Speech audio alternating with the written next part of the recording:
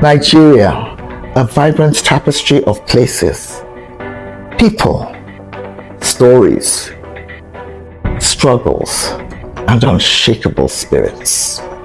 Politicians make promises, but who really holds them accountable? I'm Tony Kobara, and this isn't just about politics. This is about us. This is where we confront the hard truths that few say publicly. Hello everyone, welcome to Nigeria Unfiltered. Now today, I want to talk about Mrs. Remi Tinubu. Now, I hate to admit this because I am very much an opposition person, but I quite like Mrs. Tinubu. She is one of the few APC people who does not usually piss me off. As far as I'm concerned, she is the most polished First Lady we've had for many years. In fact, the last First Lady for whom I had similar levels of respect was Justice Fatia Abubakar, the wife of President Abdul Salam Abubakar. The only bad thing I've heard about Mrs. Tinubu is that she was very, very rude about Igbos during the last election. I've never actually seen that clip, and I guess I should have gone to look for it before I made this video. But even if it is true that she made some very unpleasant comments, yes, then I'm very annoyed with her because tribalism is bad. So definitely I can't be happy about that kind of anti-Igbo rhetoric. However, we all have good and bad sides. And I would say that, what do I like about Mrs. Tinubu? One, I never hear stories about her going around grabbing and trying to collect money from every ministry and every governor, which was very much the case with some of our previous First Ladies.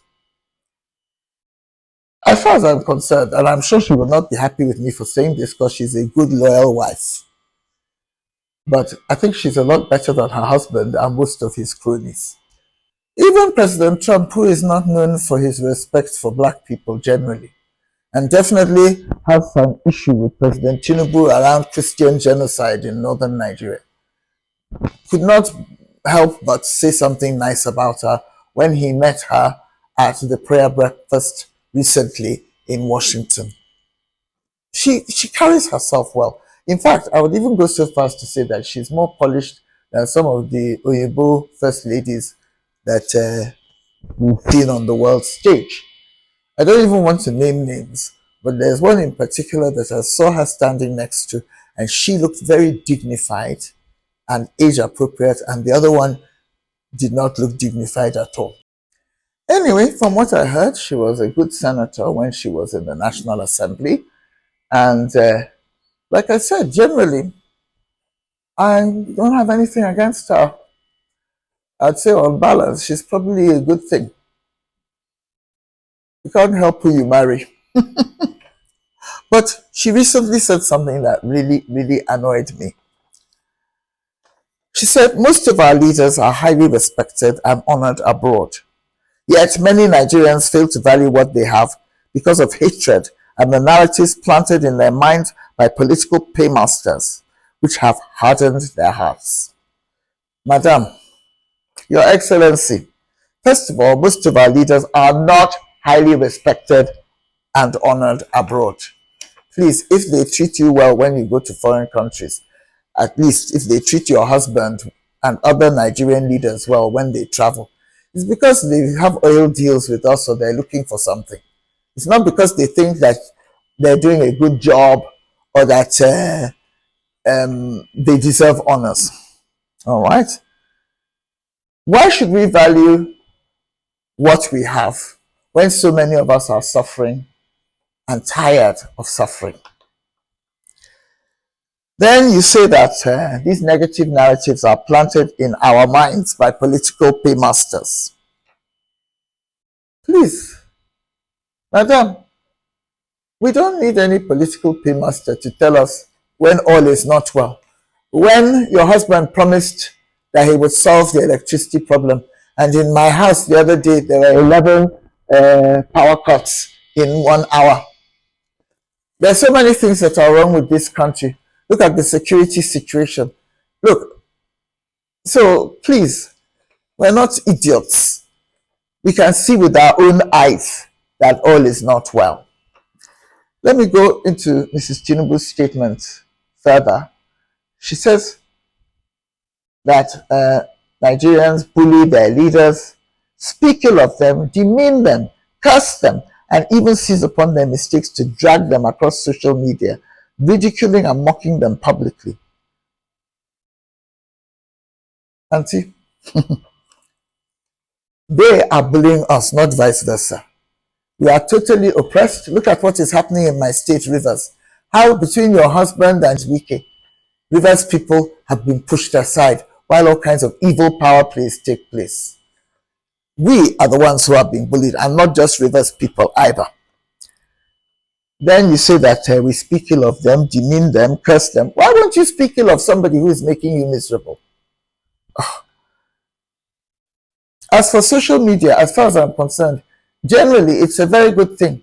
It's a form of, it kind of like, it has enhanced democracy because it enables people to express their grievances without needing to be connected. When I started in journalism, the only people who could get public platforms were people like me, an elite class who had columns in newspapers or TV shows or radio shows. Now, anybody, even a pauper in the village, can stand up and post something about the hell that they're going through.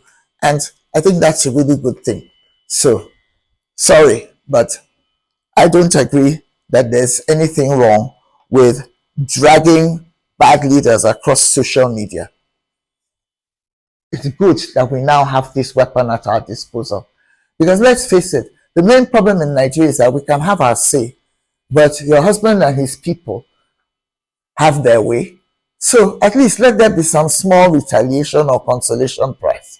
To be fair, your husband is not the only one who has disappointed Nigerians. Even this PDP that's sounding so attractive to many people now, in retrospect, they weren't that great when they were in power. Even this ADC, which is full of people who used to be in PDP or APC or wherever, many of them have had leadership positions in the past and they haven't impressed anybody.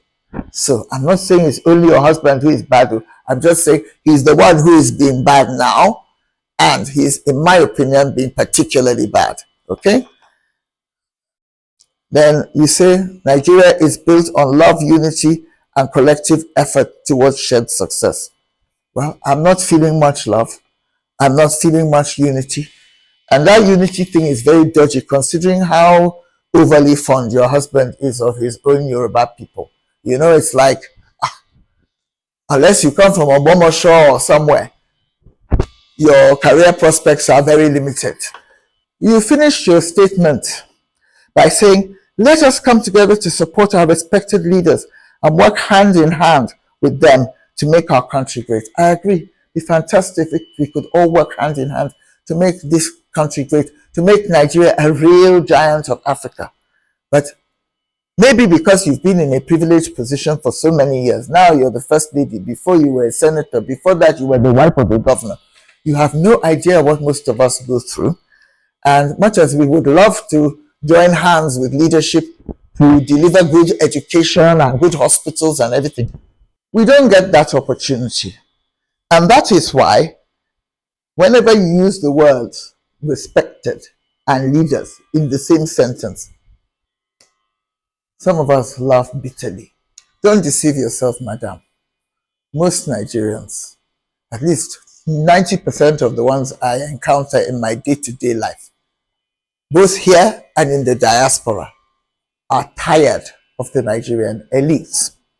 You are not bad, as far as I know, but please, don't try and be doing image laundering for those guys around you, because most of them don't deserve it.